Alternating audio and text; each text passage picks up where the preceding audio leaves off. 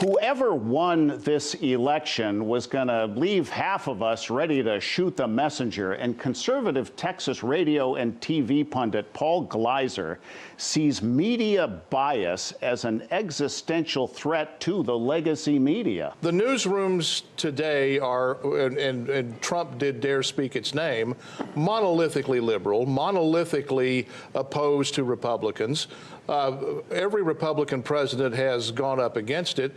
This one, and has had to deal with it. This one called it out, and thus it is exposed and for all to see. There's not any one of the big three networks or the cable guys that don't have a diversity policy in their HR manual, and it's diversity of gender and diversity of race and diversity of all things that we now today in our politically correct world call upon to be diverse. But there's no diversity policy with respect to ideology and political belief inside their newsrooms, and there needs be.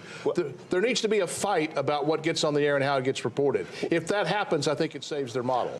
Media studies professor David Bernstein differentiates bias from prejudice. Bias is what we are. How you grew up, what your parental situation was, the environment you were in, your zip code, all those are things that are an innate part of you, and you can't get that out of your system.